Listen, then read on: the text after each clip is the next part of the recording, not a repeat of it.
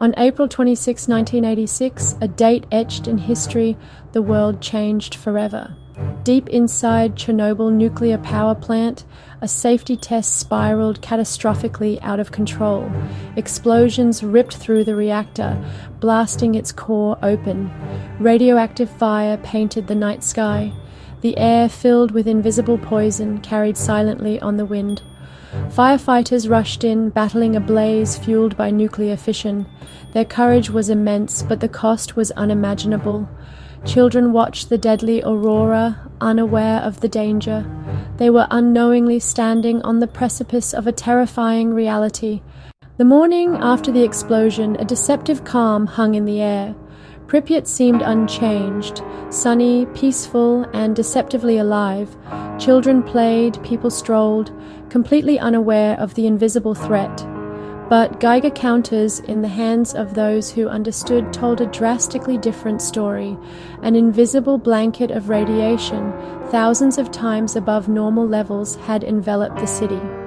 For 36 critical hours, the unsuspecting residents unknowingly absorbed what would later be recognized as lethal doses of radiation, their lives irrevocably altered. Then finally came the announcement, a temporary evacuation. Just 3 days, residents were calmly told, a measure to ensure their safety. Families, trusting the authorities, hastily packed only the bare essentials, leaving behind beloved pets, cherished family photos, and, unknowingly, their entire lives as they knew them.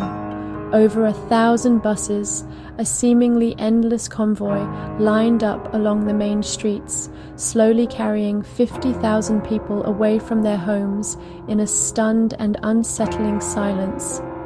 Meals were left half-eaten on tables, children's toys scattered across floors, and doors were locked, not out of security, but with the naive hope of a swift return.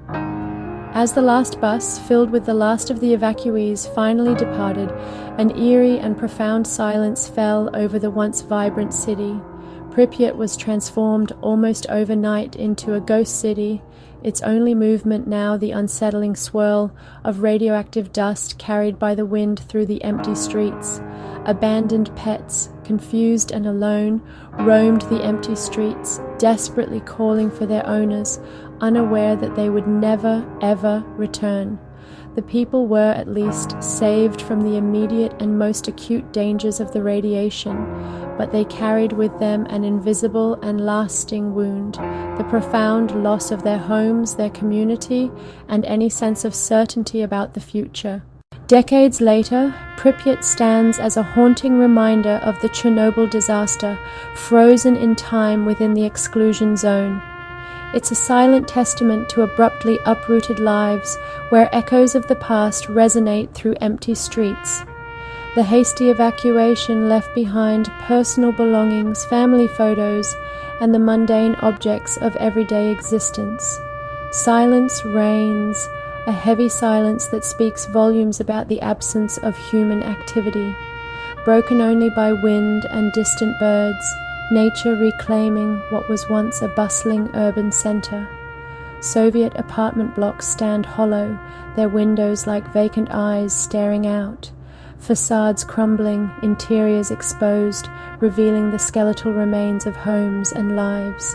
Inside, remnants of interrupted lives tell stories of a community forced to flee. Dolls, school books, gas masks, scattered reminders of the invisible threat. The Ferris wheel, never ridden, a symbol of dreams deferred and childhood joys forever lost. Rusts in the breeze, its vibrant colors faded and peeling, a poignant image of decay. A symbol of lost joy, a haunting reminder of what could have been. Dodgem cars and empty pools echo with memories, the laughter of children now replaced by an eerie silence. Paint peels, wallpaper hangs in strips, revealing layers of history. Dust carpets the floors, a thick layer accumulated over decades. Hospitals lie abandoned, their equipment rusting and their corridors echoing with silence. Records scattered, silence replacing new life, a poignant reminder of the generations that would never be born. Every corner whispers of sudden loss, a palpable sense of grief. Pripyat stands as a cautionary tale, a reminder of the importance of safety and responsibility. Yet nature is returning, reclaiming the city from human abandonment.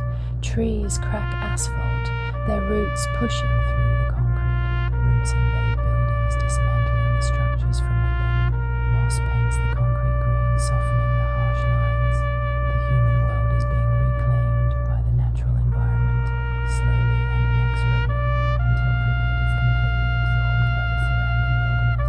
Pripyat is both a lesson in loss and a testament to nature's persistence. The Chernobyl exclusion zone, once a dead zone, is now a wild, untamed landscape. The red forest died in the initial blast, but nature began to heal as humans left. Hardy grasses and weeds colonized the soil, stabilizing radioactive particles. Silver birches sprouted everywhere, their white trunks now ghostly sentinels. The zone is now one of Europe's most biodiverse wildernesses. Forests, marshlands and meadows have replaced Soviet fields and parks. The air, though radioactive, is free from industrial pollution. Plants here adapt to chronic radiation, some growing in twisted forms, but most thriving. The forest advance erases human marks, a humbling sight. Nature's capacity for recovery is greater than we imagined. Chernobyl is a paradoxical paradise born from disaster. As forests returned, so did the animals, astonishing scientists. With humans gone, the zone became an accidental sanctuary. Elk, deer, and wild boar now thrive, shaping the ecosystem. Wolves, once nearly extinct in Europe, roam freely, their howls echoing through Pripyat. Their presence signals a healthy, functioning food web. Even the rare Eurasian lynx and endangered Przewalski's horses have found refuge here. The zone is now a haven where the wild has truly returned. Life flourishes not because radiation is harmless, but because humanity is absent. Chernobyl's wildlife is a powerful symbol of nature's resilience. Life's resurgence isn't just large mammals, smaller creatures thrive too. Over 200 bird species fill the air with song, including rare eagles and storks nesting atop abandoned pylons. Radiation's effects linger. Some birds show mutations, shorter lifespans, and stress. Yet, the abundance of habitat and lack of human interference allow populations to flourish. Wetlands and marshes are now amphibian and insect paradises. Frogs call nightly, dragonflies dart over water, and the zone is a vital breeding ground. Chernobyl is a living paradox. Wounded, yet teeming with life, it challenges us. Is human presence or radiation a greater threat to biodiversity? The answer is complex, but the zone's symphony is a testament to life's tenacity. While nature reclaimed the land, humans raced to contain the reactor's deadly core. The original sarcophagus, built in haste, began to crumble after decades. The solution, the new Safe Confinement, a colossal arch designed to last a century.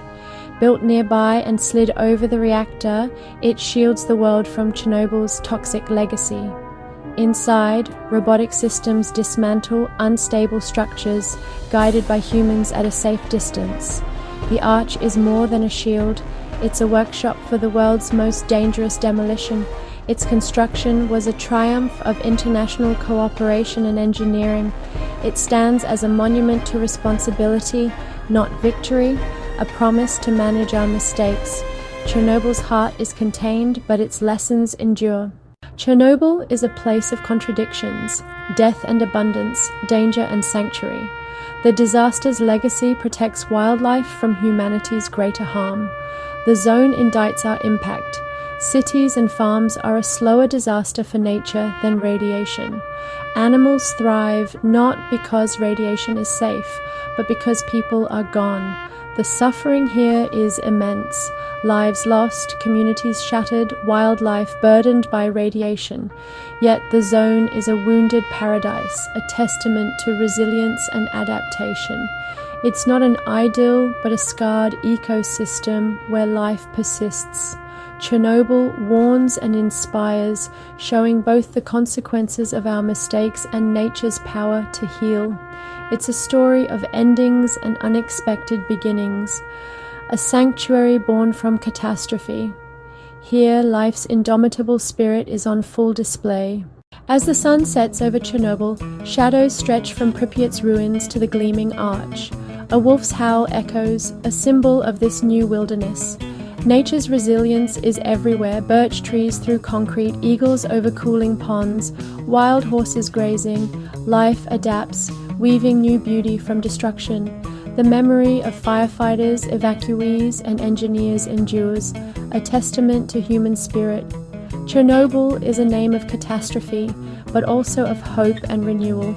It's a living laboratory, a place of reflection and rebirth.